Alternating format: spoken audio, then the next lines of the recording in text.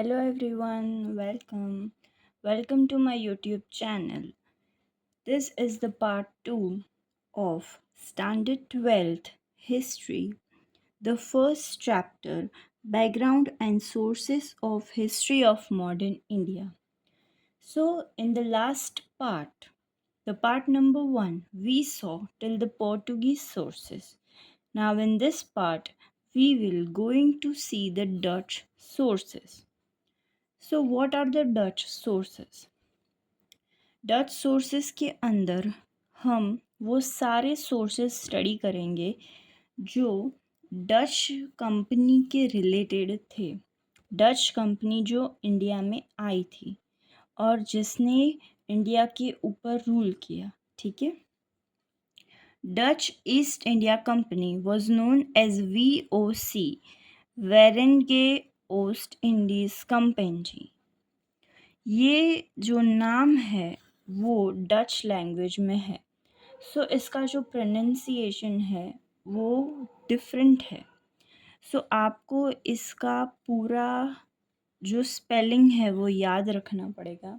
वो जो एक एक लेटर है वो आपको याद रखना पड़ेगा, बिकॉज अगर आपका स्पेलिंग रॉन्ग हो गया देन अगर MCQ या वन लाइनर में ये क्वेश्चन आएगा तो फिर उसके मार्क्स जो है वो आपको नहीं मिलेंगे या तो हाफ मिलेंगे।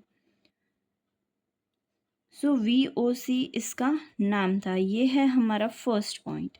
Historical information on its relationship with India has been found from its main center Batavia. Historical information जो है उसके रिलेशनशिप की इंडिया के साथ, वो चीज़ हम बताविया से फाइंड कर सकते हैं। बताविया क्या है? उसका मेन सेंटर है। जो डच ईस्ट इंडिया कंपनी जो इंडिया में आई थी उसका मेन सेंटर जो है वो बताविया है। तो वहाँ पर जो रिलेशनशिप है उसके बारे में सोर्सेस अवेलेबल है। सो ये है हमारा second point. We get information on the political and commercial relationship between Dutch and India from the central archives of Amsterdam. हमने पहले के पार्ट में देखा कि आर्काइव्स किसे कहते हैं। आर्काइव्स वो जगहें होती हैं जहाँ पर डॉक्यूमेंट्स, बुक्स, वॉल्यूम्स सब कलेक्ट करके रखते हैं, ठीक है। तो जो पॉलिटिकल एंड कमर्शियल रिलेशनशिप है डच और इंडिया के बीच में, ये दोनों कंट्रीज़ के बीच में, ये सेंट्रल आर्काइव्स ऑफ एम्स्टरडैम में फाउंड किया गया है। एम्स्टरडैम जो है वो कैपिटल है नेदरलैंड का। वहाँ पे जो आर्काइव्स है वहाँ पे ये सारी चीज़ें जो है वो अवेलेबल है। Lot of historical material on the Dutch East India Company is also available in different India and foreign archives at places such as Cochin, Chinsura, Colombo, Hague and Riga. बहुत सारे historical materials Dutch East India company के ऊपर available है बहुत सारे Indian and foreign archives में। इसके अलावा यानी कि जो एम्स्टरडैम की जो आर्काइव्स है वहाँ और बताविया के अलावा, इन दोनों के अलावा भी इंडिया एंड फॉरेन के आर्काइव्स में ये सारे मटेरियल्स अवेलेबल हैं। जैसे कि कोचीन में जो कि केरला में है, चिंसुरा जो वेस्ट बंगाल में है, कोलंबो जो श्रीलंका में है, हेग्यू जो नेदरलैंड में है एंड रिगा जो लाटविया में है। I don't know about this. I'm not sure that where it is. More than 8,000 documents of the Dutch East India Company have been found in the Colombo, Sri Lanka. Sri Lanka के अंदर 8,000 से भी ज़्यादा डच ईस्ट इंडिया कंपनी के documents जो है वो found किए गए हैं, and that is a very huge number. Historians such as Focia, Galati, Berg, and Grutt have published around 15 volumes of books related to the Dutch East India company. Dutch East India company के related बहुत सारे historians ने बहुत सारी books लिखी है and it is around 15 volumes of books. कौन है इसके हिस्टोरियंस? फोशिया, गलाटी, Berg and ग्रट। ये चारों हिस्टोरियंस ने लिखा है डच ईस्ट इंडिया कंपनी के बारे में। So this was about the Dutch East India company. इसमें आपको ये एक पॉइंट, ये दूसरा बताविया वाला, थर्ड आपका पॉइंट हो जाएगा एम्स्टरडैम वाला, fourth point would be Cochin, Chinsurah, Colombo, Hague and Riga, where the documents and materials are available. Then आपका फिफ्थ पॉइंट है 8,000 documents in the Sri Lanka, Colombo. And the sixth point is the different historians जिन्होंने 15 volumes of books लिखी है. Okay. Now let's move on to the French sources. French sources जो है वो important point है, ये question में आता है, सो आप इसको नोट डाउन कर लीजिए अभी से ही इम्पॉर्टेंट में। Okay. Important documents related to the French East India Company are stored at the Central Archives in Paris. ये आपका पहला पॉइंट है कि जो डॉक्यूमेंट्स है फ्रेंच ईस्ट इंडिया कंपनी के रिलेटेड वो पेरिस में स्टोर किए गए हैं। फ्रांस का कैपिटल जो है वो पेरिस है, तो वहाँ पे ये सारी चीज़ें स्टोर की गई है। Its major activities in India were with the rulers of Chennai, Mysore and Hyderabad. जो फ्रेंच ईस्ट इंडिया कंपनी थी उसने ज़्यादातर काम जो है वो चेन्नई, मैसूर एंड हैदराबाद के साथ ही किया है। तो इसके रिलेटेड भी बहुत सारे सोर्सेस एंड मटेरियल्स अवेलेबल है। The archives in this places give accounts of the activities of the company. और यहाँ पर उनकी मेजर एक्टिविटीज़ रही है, इसलिए यहाँ पर बहुत सारी इसके रिलेटेड मटेरियल्स भी अवेलेबल है। 17th and 18th century travelogies of the French travelers in India such as Bernier, Tavernier and Thevenot provide overview of the contemporary history, especially the economic condition of India. अब इसमें क्या कह रहे हैं कि 17th and 18th century के जो ट्रैवलॉजीज थी, यानी कि जो ट्रैवलर्स थे फ्रेंच ट्रैवलर्स, उन्होंने जो अपने ट्रैवल के दौरान बुक्स या रिपोर्ट्स या कुछ भी लिखा है वो सारी चीज़ें हमें इकोनॉमिक कंडीशन ऑफ इंडिया के बारे में बताती है। जैसे कि बर्नियर, टेवर्नियर एंड थीवनॉट, ये तीनों जो थे वो फ्रेंच ट्रैवलर्स थे और ये तीनों ने अपने अपनी रिपोर्ट्स लिखी है इंडिया के बारे में, ठीक है। एंड उसमें हमें इकोनॉमिक कंडीशंस के बारे में पता चलता है। Okay. Documents related to this company have been stored in the India Office Library London and the National Archives Delhi. ये दोनों ही जगहों पर हमने डॉक्यूमेंट्स कलेक्ट करके रखे हैं। किसके? फ्रेंच सोर्सेस के, फ्रेंच ईस्ट इंडिया कंपनी के। Okay. History of the French in India is an important book on this topic. Apart from this, the other important works as the Dodwell's Madras Dispatches and those of Dupleix and Clive. बहुत सारे इसके अलावा भी important documents है, जैसे कि डॉडवेल। डॉडवेल एक इंसान का नाम है, उसने लिखा है मद्रास डिस्पैचेस। और डप्लेक्स और क्लाइव, रॉबर्ट क्लाइव की बात यहाँ हो रही है, ठीक है। इन दोनों ने भी बहुत कुछ लिखा है, ठीक है। तो ये सारी चीज़ें जो है वो बहुत इम्पॉर्टेंट है। Historian such as Hill and Forrest have also done important work on this subject. उन दोनों ने भी इस सब्जेक्ट के ऊपर बहुत अच्छा काम किया है, बहुत अच्छे अच्छे सोर्सेस प्रोवाइड किए हैं. Lawrence's book Anglo-French War provides important historical material. Lawrence की जो ये बुक है एंग्लो फ्रेंच वॉर हुई थी गाइस, तो आप इसके बारे में स्टडी कर लेना. सो ये लॉरेंस जो है उन्होंने ये पूरी बुक लिखी थी, ठीक है. तो ये भी एक इम्पॉर्टेंट मटेरियल है. द नोट्स ऑफ आनंद रंग Pillai and Anglo-French War have been published in 12 volumes. 12 volumes में आनंद रंग Pillai and Anglo French war को पब्लिश किया गया. 12 volumes is such a big number. Wilkinson's An Outline of the History of South India also provides sufficient information on this subject.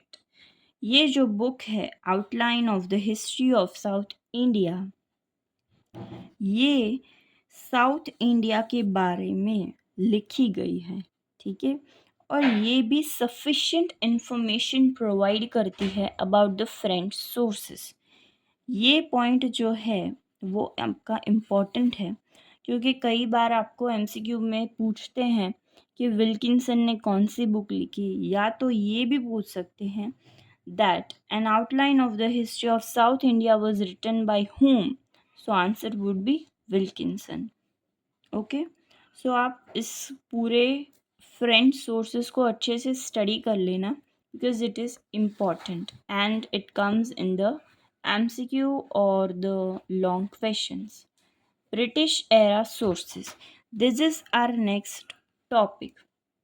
British, they were the most important and the most ruling company that came to India. French भी आए, Portuguese भी आए, Dutch भी आए, but सबसे ज़्यादा और लंबा अगर किसी ने हम पे रूल किया तो वो थे ये Britishers who came from England. Okay, अब इनके क्या सोर्सेस है वो हम स्टडी करेंगे.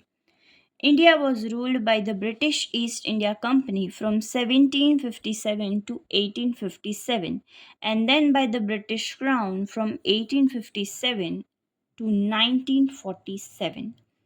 Now it is very important to understand this line. ये लाइन क्या बोल रही है? हमने आज तक यही सुना है कि ब्रिटिशर्स ने हम पे 200 साल तक रूल किया. हम यही बोलते हैं कि हमें 1947 में इंडिपेंडेंस मिला, ब्रिटिशर्स 1608 में अपनी कंपनी को लेकर आए थे, ये सब हम बोलते हैं. But we don't know the actual thing. जो रूल था उनका वो कोई 1608 से नहीं शुरू हुआ था, वो शुरू हुआ था 1757 से टू 1947 तक. ये 200 साल ही उन्होंने रूल किया था, और इसमें भी 2 लोग थे रूल करने वाले, सिर्फ एक नहीं था.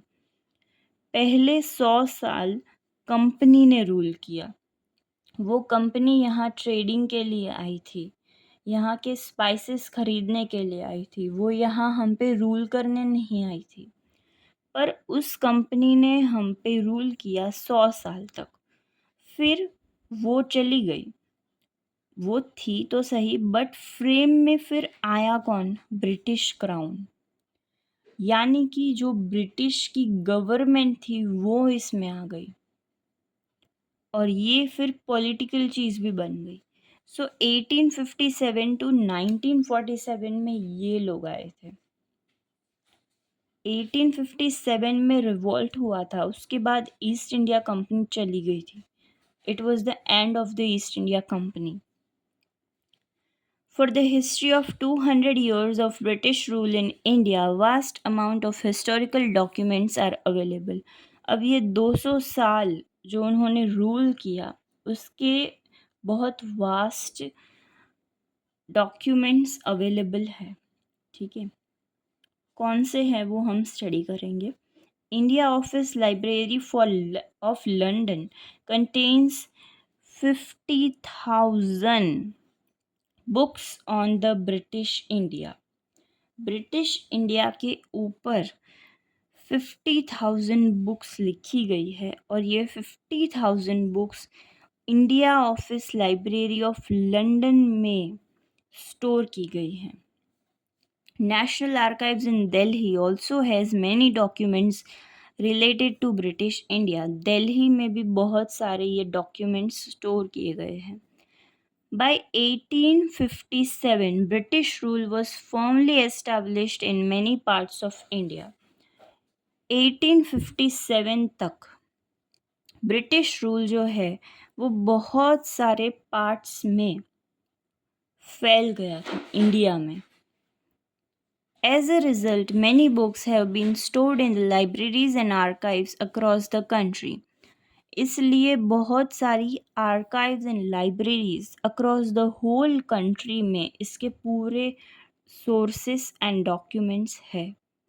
British officers of the time as well as the modern Indian historians have written many important books on British India। यानी कि जो ब्रिटिश ऑफिसर्स थे जो इंडिया के ऊपर रूल कर रहे थे उन्होंने और मॉडर्न इंडियन हिस्टोरियंस ने इन दोनों ने बहुत सारी इम्पोर्टेंट बुक्स लिखी है ब्रिटिश इंडिया के ऊपर। अमोंग ब्रिटिश हिस्टोरियंस, अब जो ब्रिटिश के हिस्टोरियंस हैं उन्होंने और ऑथर्स ने जिनमें मेजर नाम है V.A. Smith, P.E. Roberts, Thomson and Garrett, sir William Jones, colonel Tod, Alexander Forbes, Viceroy Curzon, Colonial Walker and J.W. Watson। इनमें से बहुत सारे हमारे जनरल गवर्नर्स भी थे, गवर्नर्स भी है इनमें से, और बाकी के हिस्टोरियंस एंड ऑथर्स हैं। सो इन सभी ने बहुत सारे सोर्सेस एंड डॉक्यूमेंट्स लिखे हैं। In their book Cambridge history of India, Thompson and Garrett have outlined the India during the British rule. इन्होंने बताया है कि ब्रिटिश रूल के दौरान इंडिया कैसा था, बट उन्होंने जो भी बताया होगा वो उन्होंने अपने पर्सपेक्टिव से बताया होगा। सो इट माइट बी कि उन्होंने अपना रूल और अपने लोगों को ज़्यादा प्रेस किया होगा। उन्होंने हमारे इंडिया के बारे में कुछ अच्छा नहीं लिखा होगा, भले उस टाइम पे वो अच्छा हो तो भी। Many books have been published in India on the rulers of the East India Company। बहुत सारी बुक्स पब्लिश की है इंडिया वालों ने on the rules and the rulers of East India Company। Many good books on the life and works of Clive, who was the first British governor of Bengal, and the Warren Hastings, who was the first general governor of Bengal। इन दोनों के ऊपर बहुत सारी books लिखी गई है उनकी life के ऊपर एंड उनके वर्क्स के ऊपर। Who were among the early governor generals have been written। Similar books have been written on the life and works of the Cornwallis, Wellesley, William Banting, Auckland, Alan Borrow, Dalhousie, Lytton, Ripon, Curzon and Mountbatten। इन सभी के ऊपर भी बहुत सारी books, बहुत सारे sources available है। These books contain detailed discussions on the policies of the governor generals or viceroys towards India। ये सारी बुक्स में डिस्कशंस है on the policies of the governor general and viceroys. उनकी पॉलिसीज क्या थी, ठीक है, वो कैसे रूल करते थे, क्या उन्होंने लॉज बनाए थे, इस सारी चीज़ों के बारे में इन सभी बुक्स एंड सोर्सेस में लिखा गया है। This include different reforms as well as the colonial policies. इसमें बहुत सारी रिफॉर्म्स भी है जो उन्होंने कोई बदलाव किए हो वो भी इंक्लूडेड है, और बाकी कॉलोनियल पॉलिसीज मतलब कैसे अपना रूल आगे बढ़ाना है। ठीक है, एक प्लेस उन्होंने हड़प ली थी, उसमें से पूरा इंडिया उन्होंने ले लिया। तो ये जो पॉलिसीज थी वो क्या थी उसके बारे में भी लिखा गया है। Baden Powell's Land System of the British India is also an important book on the subject. ये भी important point है, आप लोग याद रख लेना। ये भी बुक थी जो उन्होंने लिखी थी, land system of British India. Okay, here we end the British era sources. Now it is the sources on the Great Revolt of 1857. This we will complete, and this we will see in the next part of this chapter. Till then, let's keep it to this. I will also upload the notes for this chapters. So in the next part, we will start from the sources on the Great Revolt of 1857. If you like this video, please like, share, and subscribe to my channel. Thank you for watching.